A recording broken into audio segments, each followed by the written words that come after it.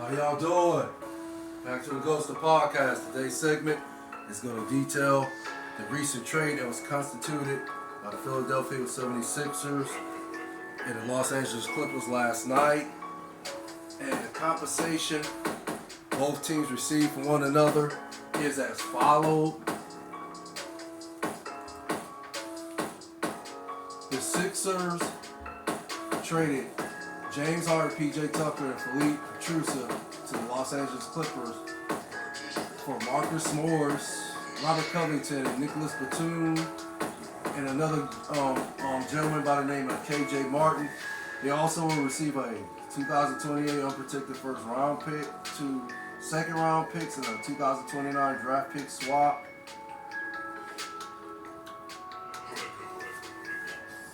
Basically, how I look at this trade, it comes down to one person, and that's Joel Embiid. What does this trade mean for him going forward? I like to think most people will agree with me when I say Joel Embiid is one of the elite players in the NBA. If he's not top 5, I like to think he's at least top 6. That's clearly my opinion. I could be wrong, but that's just my opinion. He's just phenomenal. We know what Joel Embiid brings to the table. I've done numerous podcast segments on how great his skill set is and how his skill set is at the highest level. It's elite. So I'm not even gonna get into it. I'm at a unknown because I just don't know what this trade is gonna do for Joel Embiid because in today's NBA, and I could be wrong, but in today's NBA, in my opinion, I don't think you can win a championship with just one elite player on your team, one superstar, if that makes sense. And currently, as it stands right now, Joel Embiid does not even have a star player to play with, right? To pair with him. And yeah, Marcus Morris, Robert Covington, and KJ Martin, yeah, they're veterans, but they're just not star players, if that makes sense.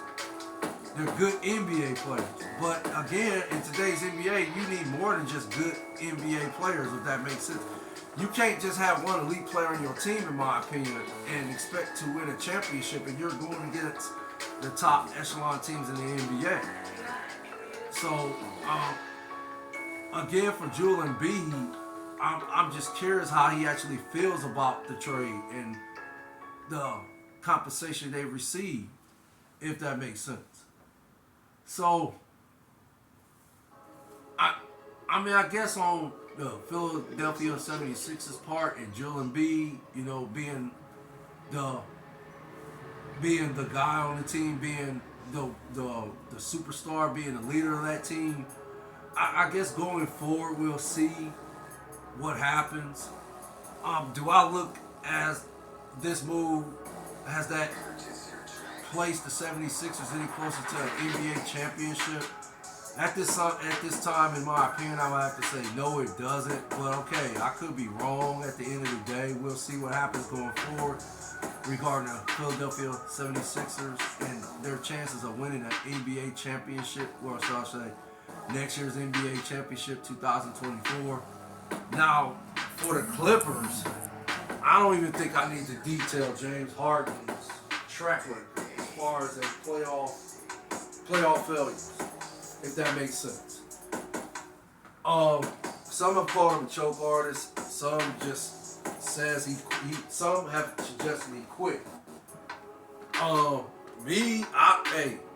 can't explain why James Harden could never take any of his teams to the next level like a superstar is supposed to, do when you're the leader of the team and you're the best player on that team and you are a superstar, one of the elite players in the NBA. James Harden has not elevated to that level.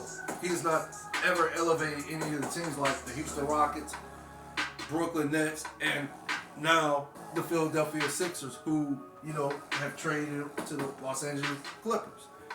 No, he has not, elevate any of those teams to an NBA championship, right?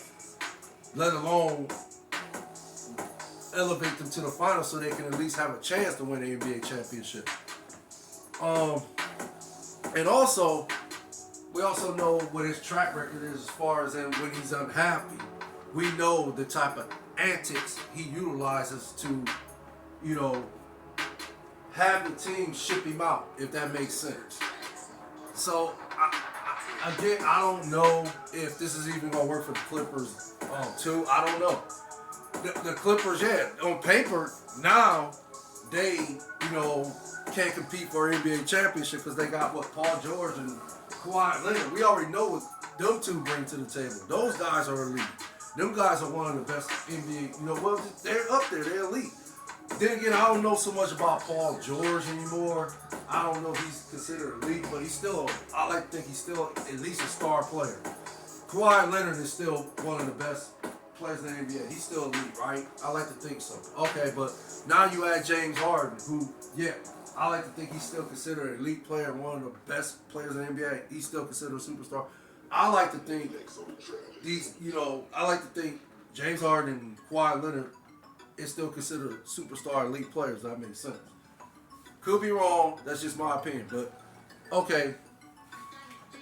Let's just, for the sake of it, again, say on paper that, they have the pieces to compete for an NBA championship, or at least next year's NBA championship. But we know the injury history with Kawhi Leonard and Paul George, so we gotta see if, going forward they can build some chemistry. And then again with James Harden, is he gonna be happy or unhappy, depending on how the organization treats him, or how the teammates treat him too, right? Or just as a team in its entirety, how they treat James Harden. How is he gonna react the same way he's been reacting all these years, or is he gonna take a different approach? I don't know. I don't know what James Harden is going to do going forward. Again, on paper, this looks like a championship team, but again, there's a lot of things that have to go right. Like, the chemistry has to be right. Everybody got to be on the same page. They have to acclimate themselves. Because, you got 3 elite players. And, I'm just saying, I'm sorry, I think Paul George is still elite. I could be wrong about that, but I'm going to go on record just saying Paul George, in my opinion, is still elite. So you got 3 elite players on your team. You already know that somebody is going to have to take a step back, right? So, case in point with the Heat years ago, when LeBron signed with him. Everybody knew LeBron James was the best player on the team.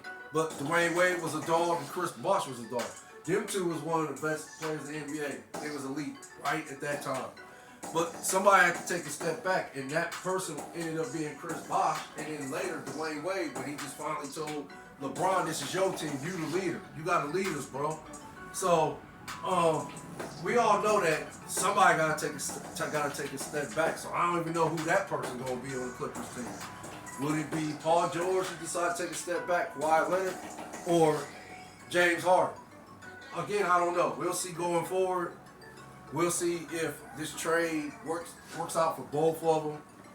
But people are considering a blockbuster trade. Me personally, it just depends on where James Harden's at right now, because he got a reputation going on, and that reputation is not good. That reputation is basically, saying that all James Harden is about is himself, and he is notorious for not showing up in the big moments when his team needs him the most.